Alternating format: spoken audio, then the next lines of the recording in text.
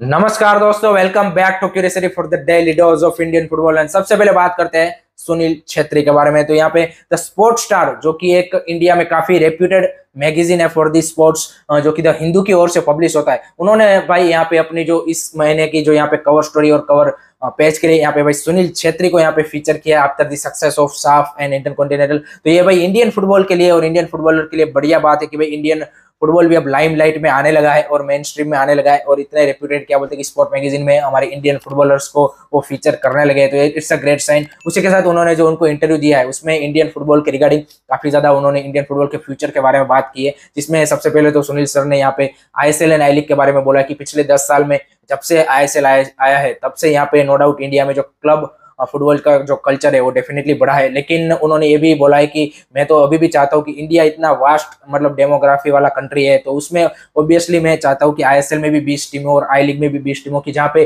मतलब जैसे गुजरात, मध्य प्रदेश, यूपी, हिमाचल, इस तरह के स्टेट से कि जहाँ से अभी तक कोई टीम नहीं है यहाँ पे आईएसएल या फिर आई लीग में, तो मैं चाहता हूँ कि वहां से भी टीम आए ताकि और भी ज्यादा लोग यहाँ पे फुटबॉल के साथ जुड़े। उसके अलावा उन्होंने यहाँ पे जो आईएसएल क्लब है उनकी यहाँ पे एकेडमीज के बारे में भी बात रखा है कि डेफिनेटली मैं चाहूंगा कि और भी ज्यादा क्लब से वो अपनी एकेडमीज के ऊपर फोकस करे ताकि होम ग्राउंड प्लेयर को वो डेवलप करे। और होम ग्राउंड प्लेयर आने से एक बात बढ़िया होती है कि आप तो एक तो पहले ट्रांसफर फ्री और कुछ नहीं पे करना पड़ता है, एक आपका होम ग्राउंड प्लेयर होता है। उसके अलावा यहाँ पे आपको एक लॉयल्टी मिलती है, जो भी प्लेयर आपकी एकेडमी से आया है वो एक लॉयल्टी वाला प्लेयर होता है, तो वो आप खरीद नहीं सकते, ऑब्वियसली सही बात है। उन्होंने यहाँ पे दो एग्जाम्पल दिए हैं, एक तो बेंगलुरु एफसी की एकेडमी और दूसरा यहाँ पे रिलायंस फाउंडेशन की जो एकेडमी है, रिलायंस यूथ चैंप्स, उसके बारे में कि ये दो आई थिंक एग्जाम्पल है कि किस तरह से यहाँ पे यूथ एकेडमीज होनी चाहिए। काफी सारे दूसरे क्लब्स ने भी अभी ये शुरुआत की है, जैसे मुंबई सिटी ने शुरुआत की है, जिस तरह से चेन्नई एफसी ने भी शुरुआत की है। तो वो चाहते हैं कि और भी ज्यादा जो आईएसएल क्लब्स है वो इसके ऊपर फोकस करे और आगे आने वाले टाइम में इस तरह की एकेडमीज डेवलप करे ताकि होम ग्राउंड टैलेंट वो प्रोड्यूस कर पाए।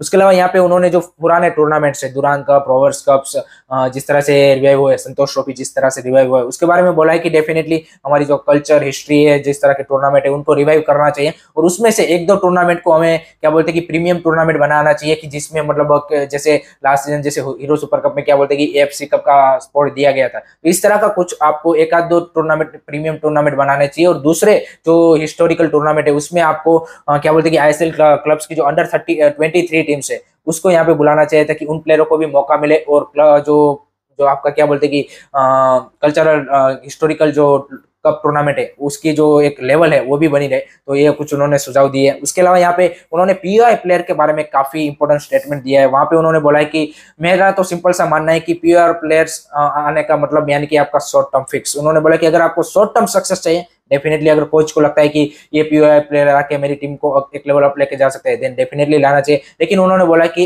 हम 1.4 बिलियन की पीपल का कंट्री है, तो डेफिनेटली हमारा जो फोकस होना चाहिए वो होम ग्राउंड टैलेंट के ऊपर ज्यादा रहना चाहिए। बाकी ये कोच के ऊपर है और हायर अथॉरिटीज के ऊपर है कि उनको अलाउ करना है कि नहीं करना। उसके अलावा उन्होंने बोला है कि नो डाउट मेरे को पता है कि बाकी कंट्रीज यहाँ पे सभी ऑल अराउंड दी वर्ल्ड यहाँ पे अलाउ करने लगी है, और अगर आपको एएफसी एशियन कप और इस तरह के जो टूर्नामेंट होते हैं उसमें अगर आपको सक्सेस चाहिए और शॉर्ट टर्म में सक्सेस चाहिए तभी आपको पीआई प्लेयर्स को अलाउ करना चाहिए। तो ये उन्होंने बोला है। एंड उसके अलावा यहाँ पे इंडियन प्लेयर्स का यहाँ पे फॉरेन यूरोपियन लीग में खेलने के बारे में उन्होंने बोला कि डेफिनेटली आपको आगे आने टाइम में और भी ज्यादा इंडियन प्लेयर्स है वो यहाँ पे यूरोपियन लीग में, नो डाउट टॉप 5 लीग में नहीं, लेकिन उन्होंने बोला कि लोअर लीग्स में आपको जरूर खेलते हुए दिखेंगे आगे आने वाले टाइम में। और लास्ट में जो एक काफी इंपॉर्टेंट चीज बोली है जो आई थिंक मेरे को लगता है कि सभी इंडियन फुटबॉल फैंस को यहाँ पे समझनी चाहिए। उन्होंने बोला है कि ये जो सुनील छेत्री है इसके बारे में काफी क्वेश्चन आता है कि आफ्टर दी कौन, तो उन्होंने बोला है कि ये सुनील छेत्री का जो लेवल है उसने आपको यहाँ पे या फिर सुनील छेत्री के साथ जितने भी अभी टीम मेट है उन्होंने आपको भाई यहाँ पे जो 100 फीफा रैंकिंग का राउंड पहुंचा है और एशिया में 18 पे पहुंचा है। लेकिन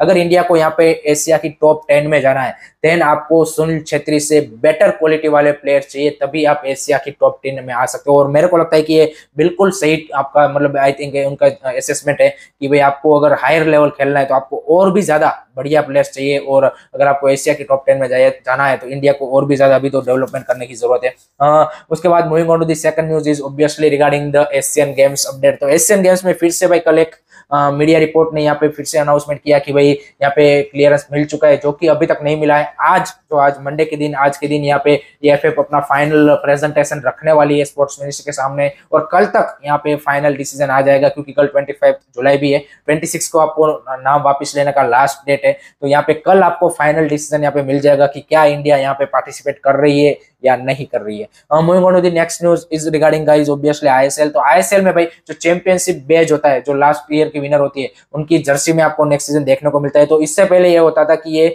जो आईएसएल फाइनल जो जीती होती है, जैसे मोहन बगान जीती थी लास्ट सीजन, तो उनको मिलता था पहनने के लिए, लेकिन अब से ये 10th एडिशन से ये चेंज हो रहा है कि जो सील्ड विनर होगा, यानी कि मुंबई सिटी की जर्सी पे अब वो यहाँ पे चैंपियनशिप का बैच लगा रहेगा, जो कि एक सही डिसीजन है। उन्हीं को मिलना चाहिए जो कि पूरी लीग में थ्रू आउट दी अच्छा परफॉर्मेंस किया है। और जो सील्ड विनर है, ऑब्वियसली यहाँ पे लीग का मतलब ही वही होता है, तो आई थिंक वो भी एक सही डिसीजन यहाँ पे आईएसएल ने फाइनली ले लिया है। उसके बाद बात करते हैं यहाँ पे भाई बंकर हिल के बारे में, जिन्होंने यहाँ पे भाई आई लीग में बीट जीती थी नई टीम के लिए। तो यहाँ पे उन्होंने भाई गुड़गांव में भाई यहाँ पे Bunker Hill Mohammedan soccer school का यहाँ पे अनाउंसमेंट कर दिया है, यानी कि वो अब यहाँ पे मोहम्मदन एससी के साथ ऑफिशियली कंटिन्यू कर रहे हैं। तो आपको आई लीग में जो 5 टीमें नहीं आती हुई दिख रही थी, उसमें से 4 दिखेगी, यानी कि आपको 15 टीम के साथ आई लीग दिख सकती है। And Bunker Hill Mohammedan school का उन्होंने यहाँ पे गुड़गांव में लॉन्च किया है। तो that's also the great news कि भाई यहाँ पे उन्होंने और भी ज्यादा मतलब एरियाज में फुटबॉल को क्या बोलते हैं कि प्लेयरों को मौका देने के लिए सोचा है और एक फुटबॉल स्कूल का सोचा है। तो आई थिंक वो भी एक अच्छा डिसीजन है। उसी के साथ यहाँ पे भाई मोहम्मदन एससी ने भाई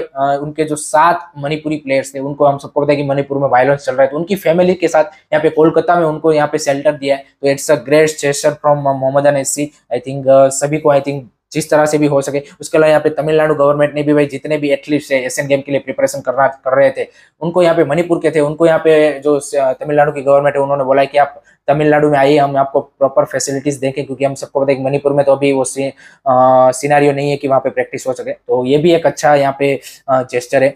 moving on to the next news is regarding obviously guys transfer and Hyderabad FC ने भाई अपनी एक फॉरेन ट्रांसफर यहाँ पे कंप्लीट कर ली है। अटैकिंग मिडफील्डर यहाँ पे फिनलैंड के जो मिडफील्डर है यहाँ पे पीटरी पेन्नेन 32 ईयर ओल्ड, उनको यहाँ पे साइन कर लिया है। तो इंटरेस्टिंग साइनिंग, लेट्स सी कि how interesting and how successful he will be in the Hyderabad FC Jersey. तो वो देखना काफी यहाँ पे इंटरेस्टिंग रहेगा। और लास्ट में बात करते हैं भाई Kolkata clubs are on fire. जैसे हमने मतलब जेसन क्यूमिंग्स का रिसेप्शन देखा मोहन बगान की ओर से रात को 3 बजे, उसी तरह से भाई कल रात को यहाँ पे 3 बजे यहाँ पे ईस्ट बंगाल के कोच भाई कार्लस कुदरात की यहाँ पे कोलकाता एयरपोर्ट पे एंट्री हुई। और जिस तरह से भाई फैन बेस ने वहाँ पे उनको रिसेप्शन दिया है, I think unbelievable. This is what you can call the club culture, जो आपको यूरोप में देखने को मिलता है। उसी से भी बढ़िया भाई यहाँ पे हमें मोहन बगान एंड ईस्ट बंगाल के फैन यहाँ पे करके दिखा रहे हैं। एंड इस season I think East Bengal and Mohan Bagan fans are on fire. तो I think ISL is going to be really exciting this season.